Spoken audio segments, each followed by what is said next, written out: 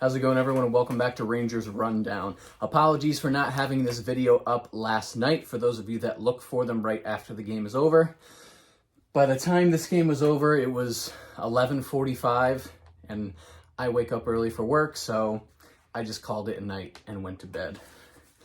The lineup for this game: Kreider, Zibanejad, Vetrano, Panarin, Strome, Kopp, Lafreniere, Hedl, Kakko, Gaudreau, Rooney, Reeves, Lindgren, Fox, Miller, Trouba, Nemeth, Schneider, and Shesterkin in net. So all of the All-Stars in the game for the Rangers last night in Game 1 of the first round of the Stanley Cup playoffs.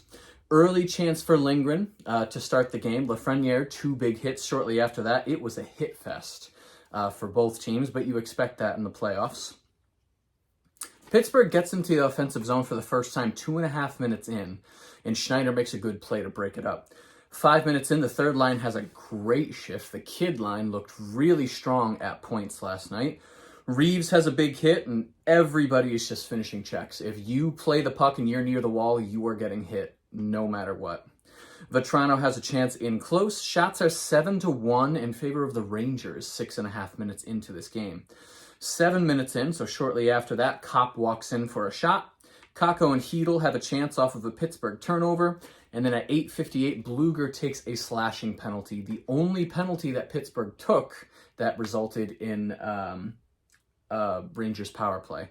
So 9:19, Fox scores a power play goal. It only took him 21 seconds to score his first power play goal of the season. He didn't score any power play goals this season. He gets his first one in Game 1 of the playoffs. Shesterkin covers at the end of a play shortly after that, and Gensel starts shoving Kreider in the face. 1, 2, 3. I think he hit him 3 times in the face, since Kreider's just standing there taking it, hoping he draws a penalty.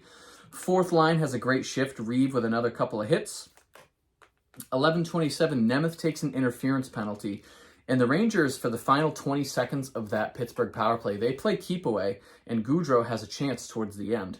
Fourth line with another good shift after they kill off that penalty. A streaking Hedl is stopped with 2.5 minutes left in the period. Fox pushes Gensel into the boards, and he gets up hurting. 8:41, Lindgren takes a roughing penalty, and Shesterkin makes a great save on a Malkin deflection that would foreshadow the eventual defeat of the Rangers in that third overtime. Shots 15-10 in favor of the Rangers. Very fast and physical period, but the Rangers did own the puck that period, and that would be the only period where the entirety was owned by the Rangers. Pittsburgh starts the second period with 41 seconds on the power play. Raquel is still in the locker room. That was the hit that Lindgren took a penalty on. 2.5 minutes in, Schneider lets 2 Pittsburgh players hit each other. He evades both of their hits. They hit each other, and he skates away with the puck. It was a really good move. 3:08 into the second period, Kopp scores a goal, so the Rangers are up 2-0, and they end up losing this game.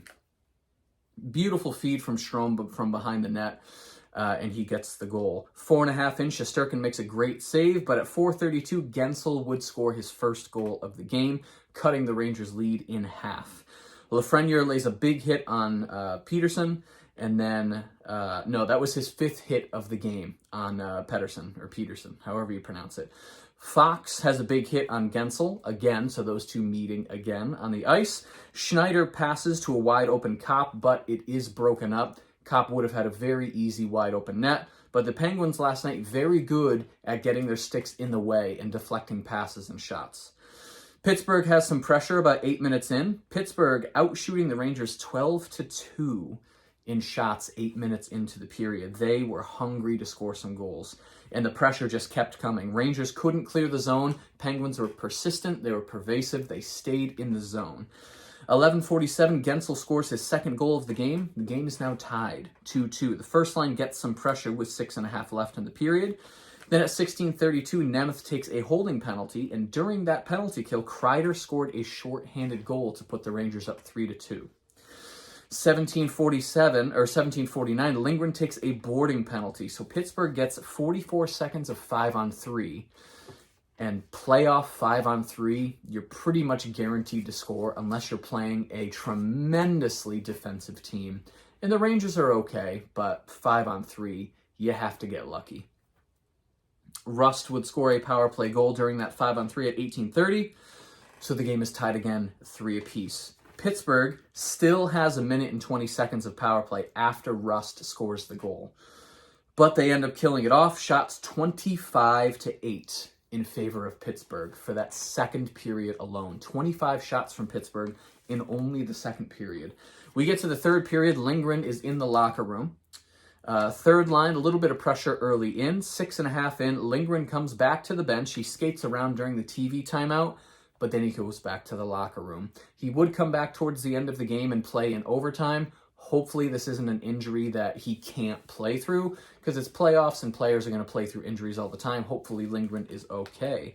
Halfway through the periods, the shots are 5-4 for the Rangers. 9.5 left. The second line has 2 quick, really close chances. Panarin kind of snake-bitten last night during the game. Second line has another good shift, and Miller knocks Malkin off of the puck. He doesn't even look at the puck. He just looks Malkin square at the chest and knocks him off. That's what we need Miller to keep doing.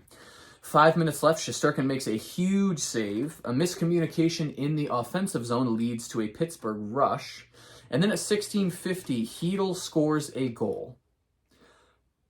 But it is overturned. So Kakko makes a really strong move to the net, and he ends up crashing into the goalie because a Pittsburgh player pushes him in. So DeSmith is out of the net. Kakko on his stomach ends up getting the puck to Hedl, who puts it into the wide open cage. 50% of the people you ask are going to say that's a good goal.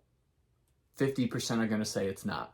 Nobody knows what goalie interference actually is, so it's up to the refs to determine what it means at any given point in time. Pittsburgh challenges, and it ends up being no goal. Would that have been the game-winning goal if it stood? Maybe. Maybe Pittsburgh scores a tying goal and it's 4-4 and we have 3 overtimes and Pittsburgh still wins. We'll never know what happened. All we know is what did happen, and that disallowed goal meant that the Penguins would win 3 periods later. Lindgren is back towards the end of that third period. Shots 12-10 in favor of the Rangers. We get to the first of 3 overtimes, 2.5 minutes in, missed Pittsburgh icing. The refs made a couple mistakes last night. As a Rangers fan, I can say that. A little biased, but they made a couple mistakes last night. Icings are super important, especially in overtime. If the other team ices the puck, you get a face-off in the offensive zone. So the fact that they missed a Pittsburgh icing really annoyed the Rangers. We want offensive zone face-offs. Even though the Rangers weren't very good at them last night throughout the game, you still want them, because if you win one, that can lead to the game-winning goal, and then you go home. Zibanejad hits the shoulder of DeSmith just under 3 after a really great move to get open. Teams trading brief offensive zone stints. 9 minutes in, Panarin has a pass to Strome from behind the net that Strome can't handle. Halfway through, a long shot from Kreider leaks through but is covered. Just over 4 left. Fox tries to find Strome, but he's just so good at passing and so good at fooling players that he even fools Strome. So the pass just gets past Strome. Strome might have scored the game-winning goal if he had recognized that Fox might pass this puck, even though it looked like he was absolutely going to shoot it. Kakko has a deflection with 3.5 left, and Kreider has a big hit on Pettersson towards the end of the period. Shots 12-9 in favor of the Rangers. We go to double overtime. Couple of early shots by the Rangers. Third line with a flurry of chances 2.5 minutes in. Kreider headlocks Gensel after Rust bumps Shesterkin, and the lines come together. I'm really not a huge fan of Gensel. I think he's kind of a weasel. Trouba walks in for a chance. Miller walks in for a slap shot. Shesterkin makes a couple of saves just under 8 minutes in. He is keeping the Rangers in this game. Penguins had 83 shots on goal, so Shesterkin made 79 saves in this game. That is tremendous.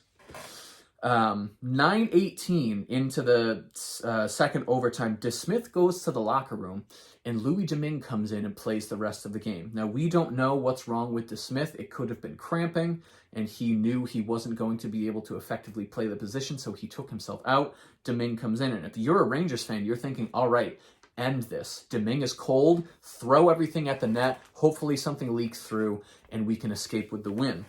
Halfway through, there's a scramble in the crease. Just over 6 minutes left. Rangers have a rush, and the puck ends up in the crease, but Domingue says no. 4 minutes left. The second line makes has a flurry of chances, and then Nemeth with a chance, and then he breaks up Malkin shortly after on that shift. So Nemeth really chipping in these overtimes. Everybody is tired, so it's nice to see players like Nemeth chipping in.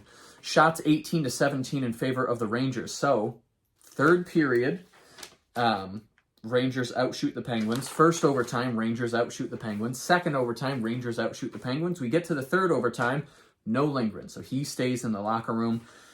Rangers losing way too many offensive zone faceoffs, and Shesterkin is the reason they made it to 3 overtimes. 5 minutes in, Strome missed just wide, and then at 5:58, Malkin scores the deflection goal that would end the game in the third overtime.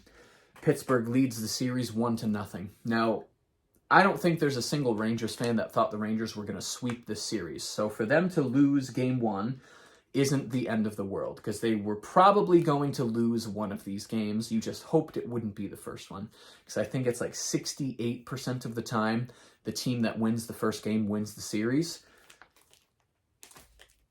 This isn't the position we'd like to be in as Rangers fans, but if the Rangers can win tomorrow night and make it 1-1, then it becomes a best-of-5 series and we're back to square one. The Rangers have to win game 2. If they don't win game 2, then this becomes scary, because the Rangers then have to win 4 out of 5, which is really hard to do. So we'll see what happens. Shot 68-83 in favor of the Penguins. 83 shots on goal. Faceoffs 47.1% for the Rangers. Power play was perfect, though. 1 for 1. Hits 43-33 in favor of the Rangers. Blocks 21-30 in favor of the Penguins. Shesterkin now holds the Rangers record for postseason saves. So good for him. He also is, he made the second most playoff saves in NHL history, only behind whoever was in net for Columbus in the bubble when they went to, was it 4 overtimes, 5 overtimes with the Lightning. So Shesterkin now holds a Rangers record, and he now is second place for an NHL record for saves in the postseason. The trivia question of the evening: which Ranger player has scored the most playoff goals against Pittsburgh? And wouldn't you know it, it's Derek Brassard. I bet you haven't thought about him in a couple years now. He had 8 goals in 17 postseason games against Pittsburgh. He was a pretty good player for the Rangers, and now he's just a journeyman making his way around the league. Rangers are back in action tomorrow night at MSG, Game 2. Hopefully they pull through a win, they even the series up 1-1, and they go to Pittsburgh for a best-of-5 series. I'm not going to let this loss make me overreact, but if they lose tomorrow night, I might start overreacting. But this is setting the tone for the series. It's going to be physical. Players are going to be hurting at the end of this series. Hopefully they have enough steam to push through this and get to the second round against either Carolina or Boston. If you enjoyed this video and you'd like to see more videos like it, be sure to hit the subscribe button. Thank you so much for watching, and I will see you in the next rundown.